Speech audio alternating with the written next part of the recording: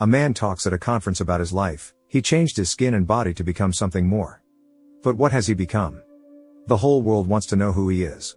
He presents one important box, but before he reveals what's inside, he tells about himself. The man says he left his home and family to learn how to be human. He went out on that ground completely naked and put the water hose in his mouth. The police drove up to the scene, and at the same time the owner came out with a shotgun. The man just stands there like nothing happened, completely naked and with a hose in his mouth. The policeman tries to get the hose out of him, but it's like he won't run out, and the man is electrocuted. They bring him to the station and ask him questions, but the man is not thinking straight at all and speaks in some numbers and figures and then says a line that the woman heard on the phone receiver. He is acting very strange and learning to talk. The man repeats after people and so becomes one of them. A woman named Justin Falls takes her young daughter Molly home to her father. She has little money and her father is terminally ill, but when she asks her supervisor to double her shifts, he makes her an indecent offer, to which she replies with a punch and leaves. She is invited to the police station, where Faraday sits. He gives the girl's name. When she approaches him, she hears something about her old research. He knows the text of her thesis from somewhere. Faraday says he's on a mission, but what kind of mission is it? The girl asks not to go near her or her family. A man takes someone else's phone from his desk and leaves the station because the woman has given him permission to leave, on the condition that he stay away from Justin Falls. The alien searches the cards for a thrift store and gold rings come out of his mouth, which he turns in and gets $25,000 for it. He grabs something from the contents of the store and crafts an unusual device, which he walks down the road with. People passing by stop and are shocked by Faraday. He looks up into the sky and sees some creature from his planet. It is dying, and so is his planet. He must save it at all costs. Justin Falls drives by and sees a man being beaten and robbed. She drives by, but still her conscience won't allow her to leave a man to die on the road like that. She turns the car around and pulls up to the crime scene. Justin pulls out a gun and points it at the villains, but they are not afraid of her and attack the girl. Faraday intervenes in the fight, grabs the gun, and almost shoots Justin herself, as he has never held a gun. The criminals run away, and Faraday asks if the girl wants the money the criminals wanted to take. She says all she wants is a thank you from someone and Faraday says, "Thank you." His machine breaks down. The alien asks the girl to take him to a place through which he is to receive or deliver a message to his planet, but she doesn't understand what he wants at all. Faraday gives her the money the girl so desperately needs and she agrees. The man asks about her calculations during her research, but she is not at all going to talk about past mistakes, although the man tries to explain to her that the girl was on the verge of an important discovery. Suddenly Faraday passes out and wakes up by the time they find themselves at the gas station. Faraday gets out of the car and dips his head into a box of ice with bottles of cool water floating around. The man at the gas station says you can't do that, so he buys the whole crate from him. Faraday walks up to the horse and strokes it, looking it in the eye. The man next to him says that horses are very skittish, and Faraday tells him that on his planet they are predators. The man is surprised and says that they are shot here. Faraday says that horses are not made for that. One day they will remember that they can kill people with just one blow. The alien casually mentions the girl's phone conversation and quotes her father. Justin thinks he's mocking him and asks him to apologize. They go to a bar and have coffee, but Faraday acts too defiant and everyone keeps glaring at his antics. When he calms down, Faraday explains to the girl that she and her research are important to the mission. He mentions a certain scientist and tells her that on his planet people are trained somewhat differently, which is why he knows so much. Justin buys medicine for his father from the dealer and they run to the car. A little later, a police car starts chasing them. It finally dawns on Justin that the man is brilliant and that he really isn't from this planet. She asks him about his family, but he says only that he hopes for the survival of his species, and that the entire planet has very little left. She brings him to the right place, but she is afraid to stay with him and leaves. The man walks toward the tornado and the girl realizes that the man will be lost without her and rides the car right after him. She finds herself in a hurricane, the same one Faraday himself is in, as her car skids. The man enters some world where he is met by a crazy old man who says he will make him a new god that humanity cannot ignore. The old man says he knew the guy was coming. He reminds him that words mean different things in this world and the way he speaks is too strange. This is his adept, Thomas Newton, hiding from the people who are looking for him all over the earth. He convinces the man to release some kind of virus and keeps talking about a mission for which he seems to have spent quite a few years, and then asks him if he has found the girl he asked him to find. Faraday replies that yes, and wakes up on the ground after the storm. Justin sees his shabby face, with scales showing through his skin and his eyes resembling a snake, and, frightened, he leaves the place. The man arrives at the bar and takes the men's beers right off the table, not realizing that this is not the right thing to do.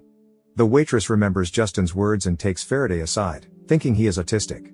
She agrees to help him look for some item, the name of which he keeps repeating as he holds out a wad of bills to her. Justin arrives home and sees his daughter, kissing her on the forehead and wishing her good night. She herself goes outside and smokes a cigarette while looking at the moon. The waitress comes outside and tells him that the orange he is looking for is a company in Seattle to fly to, and she offers him a cab, but he smells something. Somehow, he guesses that she is pregnant and asks her if she is afraid that her offspring will not live to adulthood as the planet's resources are dwindling. The girl is very frightened by such words and slaps him in the face and runs away. Spencer Clay goes to a restaurant after work and meets Drew Finch, who once helped him get a job. The woman shows him papers about a tornado that happened recently. There used to be one just like it, but 45 years ago. Everyone who knew anything about the case is dead except one man, Gregory. Spencer Clay promises to help the woman. Faraday, meanwhile, heads to the airport in a cab and takes a few minutes to learn the Pakistani the driver speaks. The man teaches him to say he is an immigrant if he doesn't want to say where he came from.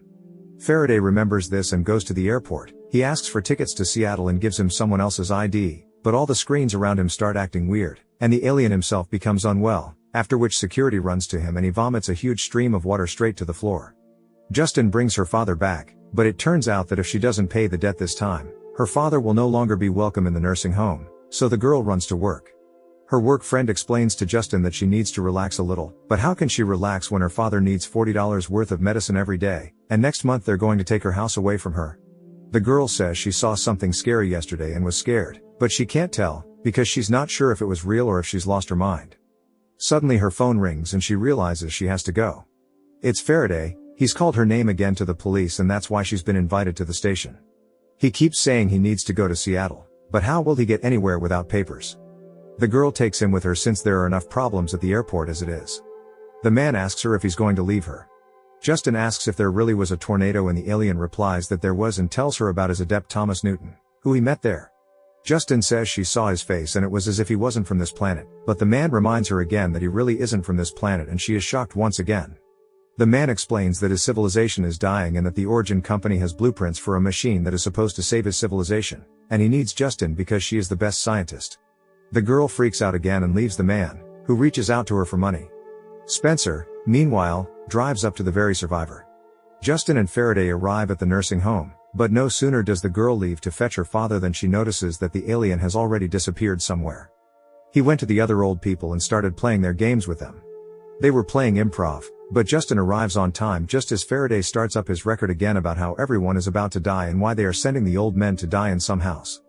Faraday gets in the car with Justin's family and starts singing. Turns out the alien is a great singer, which really lifts everyone's spirits. Spencer, meanwhile, finds some house in the woods where the doctor is supposed to be, but as soon as he approaches him, the man knocks him out with something heavy and Spencer finds himself tied up in the woods. The man interrogates him about the lenses in his eyes, but Spencer does not wear lenses. The man cuts his body with a knife, trying to figure out who it is and who sent him, but Spencer doesn't have time to say anything before he finds himself beaten and shredded. The man is clearly obsessed with something and is waiting for some people to break in on him. Faraday is brought to a farmhouse, all decorated with Justin's father's handicrafts. He has done so much, but Faraday says his daughter has a much higher intellect than her father. So why does she ignore him so thoroughly? Have domestic problems hidden so much of the same genius in her that once wrote the beautiful work? Faraday begs her to take him to Seattle, but Justin has no intention of doing so. Here, the father himself joins Faraday because he likes him. Spencer convinces the crazy old man to let him go, but it is as if his grandfather does not hear him. Then the man explains to him the purpose of his visit and the old man says that the tornado that occurred is the answer to their question asked 45 years ago and then blasts at Spencer again, saying that he will die. The old man talks nonsense, but then talks about Newton, whom they took away his eyes and turned him into a psychopath. Spencer convinces him that he was only doing his job, but the old man puts a knife to his throat. He's not going to give up and Spencer has to knock him out, but the grandfather stands up and grabs the gun. He pins the man against a wooden beam and explains how crazy Newton is without eyes. The grandfather says the man has no idea what awaits him, but instead of shooting Spencer, he points the barrel at his chin and pulls the trigger. The man stands in shock and stares at his corpse. Faraday stays the night with Justin's family and they manage to pray together before dinner. Faraday doesn't understand what is going on when his father prays. It impresses him. Faraday asks the girl again because he feels she is afraid to take him to Seattle. The father gives a touching speech, but is angry that Justin is cowardly and has no way to help the alien on a crucial mission. Faraday doesn't know the ethics and tells Justin's father directly that he would be more useful if he were dead. Justin sends him away, but the father stops his daughter and tells her that the alien is right. The girl puts Faraday in the car, and Molly takes him to Portia, who lives next door. The wind rises in the neighborhood, everything spins around, and Faraday enters Justin's house. The girl herself goes to the car at this time, but sees that Faraday is not there. He enters Justin's father's room and sees that he is asleep. The alien puts his hand on his chest and is illuminated by television flashes. He raises his hand to his throat and clenches his fist. Everything begins to flicker from the electrical failures, everything around him shakes, and after the flash, Faraday falls to the floor. Has he helped ease the old man's suffering? Justin runs into the room and is shocked. Her father, once in a wheelchair, now walks on two legs and seems to be feeling fine. Faraday saved him. Justin sees the alien and he asks if they can go to Seattle now? Can the poor alien save his civilization?